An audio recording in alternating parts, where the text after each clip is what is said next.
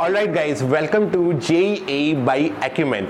आज के इस सेशन में हम ये बात करने वाले हैं कि क्या हमें एसएससी जेईई को टारगेट करना है। आज के सेशन में बहुत ही ऑनेस्ट वे में बात करेंगे कि क्या हमें एसएससी जेईई को टारगेट करना चाहिए या नहीं करना चाहिए। हम में से बहुत सारे लोगों के दिमाग में ये बात रहती है कि सर ये एग्जामिनेशन देश में इतना सारा लोग देता है, तो क्या हम इस मैदान में उतरे या ना उतरे।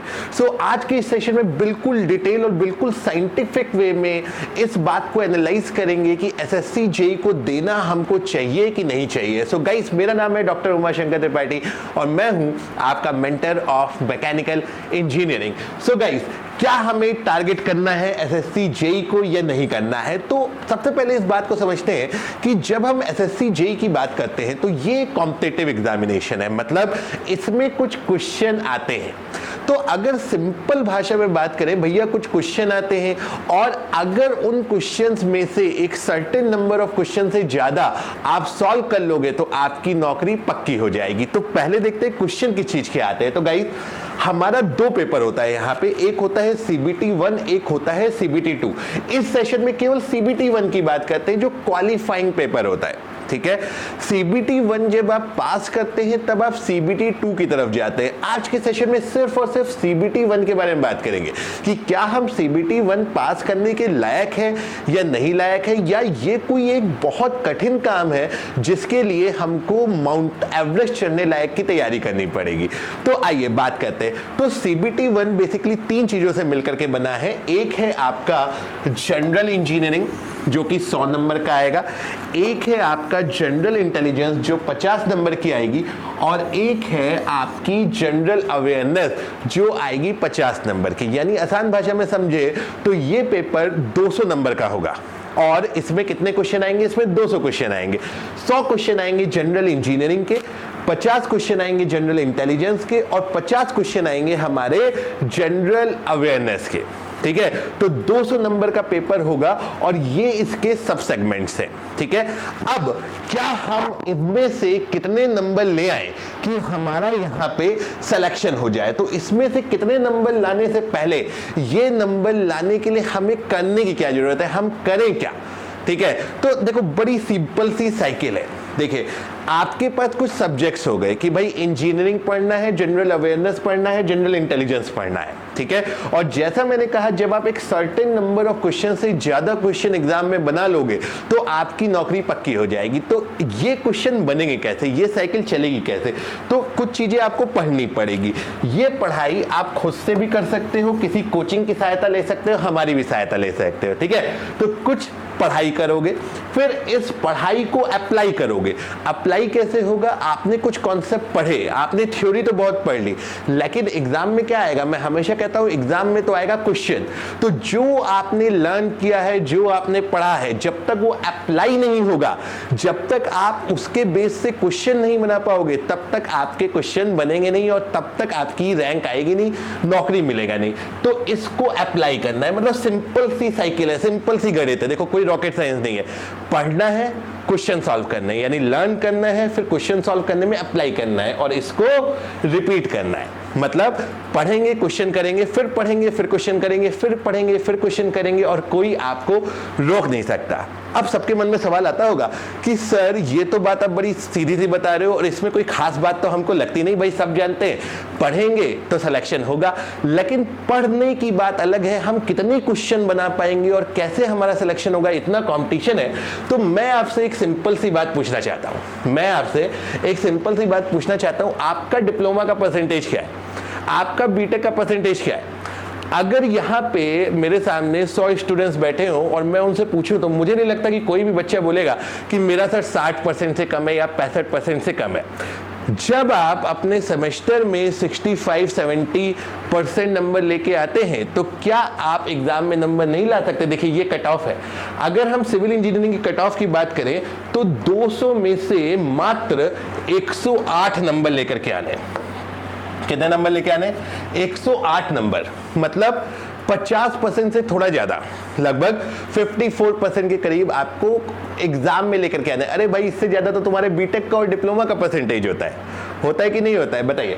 जनरल कैटेगरी के लिए 108, ओबीसी के लिए 106, ईडब्ल्यूएस जो इकोनॉमिक वीक सेक्शन है उसके लिए 98, एससी कैटेगरी में नियरली 90, एसटी कैटेगरी में नियरली 87।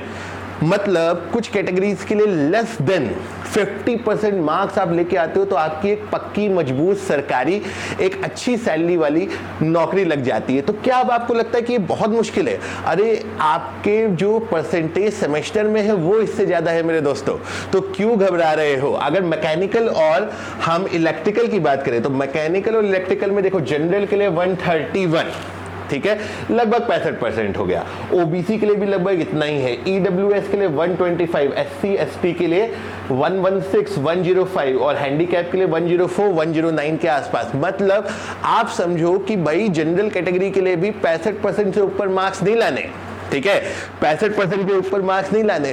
तो हम जब तैयारी करने जा रहे हैं तो हमको ऐसा नहीं है कि हमको 200 में से 200 क्वेश्चन सही करने। अगर हम 200 में से कुछ 130 140 क्वेश्चन सही कर लेते हैं तो हमारा सिलेक्शन ऑलमोस्ट पक्का हो जाता है। और अगर बात करें तो एटलीस्ट पहला पेपर तो हम शुरुआत के लिए निकाल सकते हैं और दूसरे पेपर की बात हम बाद में करेंगे। तो अब अगर हम जरा वापस इस साइकिल पे जाएं, आइए, जनरल इंजीनियरिंग 100 नंबर की आएगी, जनरल इंटेलिजेंस 50 की आएगी, जनरल अवेयरनेस 50 की आएगी। जनरल इंटेलिजेंस में क्या मैक्सिमम आता है, क्या कम आता है, उसकी अभी हम आगे इस वीडियो में बात करेंगे। जनरल अवेयरनेस में क्या क्या आता है, हिस्ट्री कितनी आती है, करंट अफेयर कितना आता है, उसकी बात हम थोड़ी आगे करेंगे, ठीक है, आज के ही इस वीडियो में करेंगे। लेकिन 100 नंबर 50 नंबर 50 नंबर, तो आपका अगर मान लीजिए टेक्निकल एप्टीट्यूड बहुत अच्छा नहीं भी है और जनरल इंटेलिजेंस और जनरल अवेयरनेस आपकी ठीक ठाक है तो भी आप सिलेक्शन ले सकते हो। कुछ लोग ऐसे होंगे सर हिस्ट्री देख करके हमको डर लगता है, जनरल अवेयरनेस हमको उतना नहीं जमता है, वो टेक्निकल की मदद लेकर के कर सकते हैं। मतलब अगर आपका कोई एक हिस्सा कमजोर है तो वो आपके सिलेक्शन को रोक नहीं पाएगा, ठीक है। और बात करते हैं कि ये क्वेश्चन के लेवल कैसे होते हैं, तो ये क्वेश्चन बिल्कुल मेमोरी बेस्ड बहुत ही आसान होता है। अगर आप प्रीवियस ईयर के डाटा की एनालिसिस देखेंगे, ऑलमोस्ट 25 to 35% क्वेश्चन तो रिपीट होते हैं। मतलब सिर्फ और सिर्फ अगर आपने प्रीवियस ईयर क्वेश्चन सही कर लिए तो बस आपको धक्का 10 से 20% और देना है और आपका सिलेक्शन हो जाएगा, बहुत अच्छी सी जॉब लग जाएगी। तो ये करने के लिए अगेन मैं कहूंगा कि पहले पढ़ेंगे, फिर उसको क्वेश्चन करेंगे, फिर रिपीट करेंगे और ये करने के बाद अगर आपने सही से एनालिसिस किया है तो आपका सिलेक्शन कोई यहां पे रोक नहीं सकता। अब बात कर लेते हैं जरा कट ऑफ। हमने देख लिया कि कट ऑफ अगर हम मैकेनिकल इलेक्ट्रिकल में बात करें तो 65% तक है। वो भी इसलिए है क्योंकि रिलेटिवली जिस ईयर की एनालिसिस है उसमें मैकेनिकल की वैकेंसी थोड़ी कम है, सिविल की वैकेंसी थोड़ी ज्यादा है। मैकेनिकल इलेक्ट्रिकल की वैकेंसी बढ़ जाएगी तो ये कट ऑफ और गिर जाएगा, यानी बहुत मुश्किल बात मेरे ख्याल से अब आपको नहीं लग रही होगी। आइए अब बात करते हैं कि भाई जनरल अवेयरनेस में कौन सा कितना हिस्सा है। देखिए करंट अफेयर लगभग 26%, ये लास्ट लगभग 2-3 साल की एवरेज एनालिसिस है जो एसएससी जेई का आजकल ट्रेंड चल रहा है। Current affair 26%, physics 8%, chemistry 10%, economics 4%, geography 16%, polity 10%, biology भी थोड़ा पूछ लेता है 16%, हिस्ट्री 10%। पिछले साल के पेपर में कुछ कंप्यूटर से रिलेटेड भी क्वेश्चन 1-2 आ गए थे, उसको हम मिसलेनियस में बोलते हैं, चलो 2-3% ऊपर नीचे करके उसको भी आप पकड़ सकते हो, ठीक है। अब ये जो आपको जनरल अवेयरनेस की पढ़ाई करनी है, ठीक है, इसके लिए आप बहुत आसान तरीका है, आप कोई एक जनरल किताब ले सकते हो। जो मैं बोल रहा हूं उनके लिए जो एसएससी जेई 2024 अटेम्प्ट करने जा रहे हैं, क्योंकि अब 10-12 दिन में कोई और तरीका नहीं बचा। अगर आप कोई मार्केट में अवेलेबल जैसे लूसेंट की किताब आती है, अगर आप उस किताब को लेकर के भी अगले 10 दिन पढ़ाई कर लोगे तो इसमें से कम मैं आपको गारंटी देता हूं 25 से 30 नंबर आप खींच लोगे, ठीक है। और जो आगे की एसएससी जेईई कर रहे हैं वो तो इसमें से 50 में से बहुत आसानी से 45+ मार्क्स लेकर के आ सकते हैं। और इस सेक्शन में अच्छी बात क्या है, इस सेक्शन को एग्जाम में अटेम्प्ट करने में आपको 15 मिनट से ज्यादा नहीं लगते, क्योंकि ये वो क्वेश्चन होते हैं जो या तो आपको आते हैं या तो नहीं आते हैं, है ना। तो 15 मिनट के अंदर अगर आप इस 50 में से 40 नंबर लेकर के आ जाओगे तो आपका सिलेक्शन होना और निश्चित हो जाएगा, ठीक है।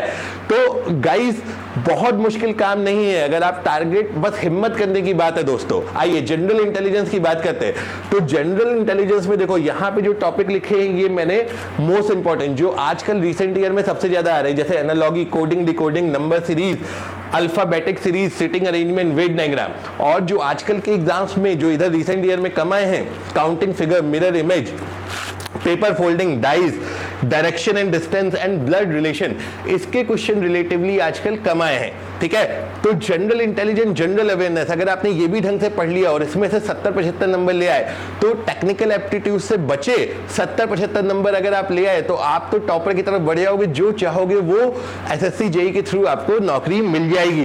तो गाइस अब इसके बाद हमको करना है सब्जेक्ट वाइज एनालिसिस। ठीक है, टेक्निकल के लिए कि कौन सा सब्जेक्ट, मैकेनिकल में कितने नंबर का आ रहा है रिसेंट ईयर में, सिविल में कितने नंबर का आ रहा है, लेकिन इसके लिए आपको क्या करना पड़ेगा, इसके लिए आपको आने वाली वीडियोस के लिए वेट करना पड़ेगा। और एक काम आपको और करना पड़ेगा, आपको ये वीडियोस लाइक और सब्सक्राइब करना पड़ेगा, आपको चैनल सब्सक्राइब करना पड़ेगा और अपने दोस्तों को शेयर करना पड़ेगा, ताकि ये वीडियो बनाने के लिए, ये इंफॉर्मेशन देने के लिए हमें भी आपके साथ थोड़ा मोटिवेशन मिले और हम और ऐसी इंफॉर्मेटिव वीडियोस लेकर के आपके पास आ सके।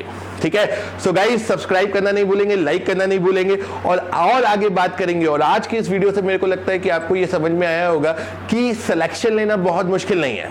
ठीक है, हम सब अगर कोशिश करें, अगर चाहें तो एसएससी जेईई सेलेक्ट हो सकते हैं, उसकी नौकरी पा सकते हैं। सो गाइस इसके आगे की बातें नेक्स्ट वीडियो में subject analysis, technical subject analysis आने वाले वीडियोस में करेंगे, लेकिन उसके लिए please don't forget to like and subscribe the channel. With this, thank you very much.